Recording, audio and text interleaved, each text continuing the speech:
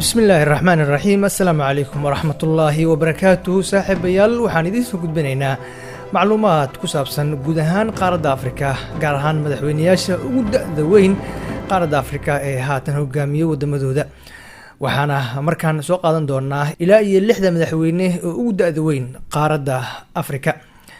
الدأدة مدحدا قارة أفريقيا قاركود أي وحى أي كوين تهي الدأدة هو الجبكة شقوين كاللغة فريستو داده howlgabka inta badan dalalka Afrika waa 60 sano si kastaba qaar kamid ah madaxweynayaasha Afrika ee hogaamiyo dalalkooda ayaa daadoodu waxay ka weyn tahay 60 sano halkan ayaan kugu soo gudbinayaa 60 madaxweyne ee ugu daada weyn qaaradda Afrika.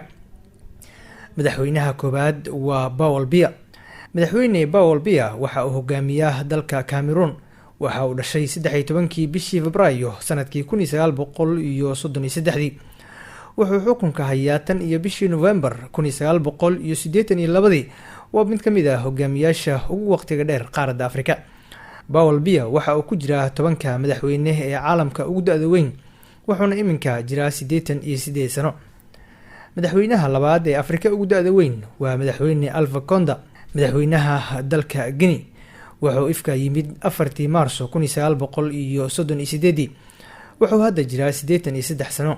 Alpha Conde madaxweynaha Guinea waxaa loo doortay sanadkii 2010 kadib laba isku day oo ku guuldareystay intii u dhaxaysay 1993 iyo 1998. imaatinkiisa xafiiska waxay ahayd guul weyn oo u soo hoyatay shacabka waddanka Guinea maadaama uu ahaa madaxweynihii ugu horeeyay ee si xura loo doorto. haatan afgambi ayaa dalkiisa ka dhacay inkastoo dowladaha dunidu dowladiisa ay aqoonsan yihiin. madaxweynaha saddexaad ee ugu daada weyn qaaradda Afrika waa madaxweyne Alassane Ouattara. madaxweynaha Ivory Coast waxa uu dhashay 1 bishii Janaayo 1942 wuxuu jiraa 79 sano. Alassane Ouattara wuxuu madaxweyne Ivory Coast ka yahay tan iyo sanadkii 2011 ka hor xilliga waxa uu ahaa ra'iisul wasaarihii waddankaasi wuxuuna haystaa fursad kale oo uu u tartami karo inuu sii joogo xafiiska siina ahaado hogaamiyaha Ivory Coast. madaxweynaha afraad ee Afrika ugu daada weyn waa madaxweyne Muhammadu Buhari.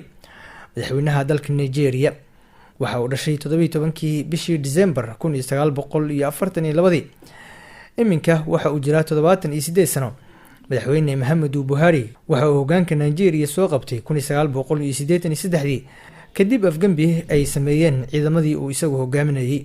mar kale waxa la doortay sanadkii 2015 kadib 3 isku day oo uu ku guuldareystay.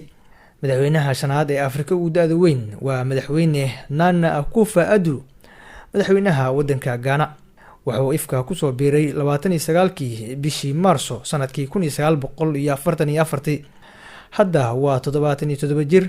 madaxweyne Nana waxa uu ku guuldareystay 2 doorasho oo Ghana ka dhacday 2008 iyo 2012 balse doorashadii 2016 ayuu soo afjaray masraxadii liidatay kadib markii uu ku guuleystay doorasho halkaasi ka dhacday. horey waxa uu soo noqday wasiirkii arrimaha dibadda ee waddanka Ghana 2003 ilaa iyo 2007. madaxweynaha lixaad ee Afrika ugu daada weyn waa madaxweyne Yoweri Museveni. madaxweynaha dalka Uganda waxa uu dhashay 15 bishii Agosto sanadkii 1944 waa 77 jir shaqada ku sii taamaya inuu sii joogo. Yoweri Museveni waxa uu qayb ka ahaa maleeshiyaadkii awoodda ka tuuray madaxweynihii waddankaasi Idi Amin Dada 1979 wuxuu sidoo kale hogaaminayay maleeshiyaadkii xilka ka tuuray madaxweynihii waddanka Uganda Milton Obote 1980 ilaa 85 taas waxay u suura gelisay inuu awoodda dalkaasi gacanta ku dhigo isagoo ilaa iyo haatan hogaamiyo waddanka Uganda sina rajaynaya inuu waqti dheeraad ah hogaamiyo. 6daas madaxweyne waa 6 madaxweyne ee Afrika ugu daada weyn.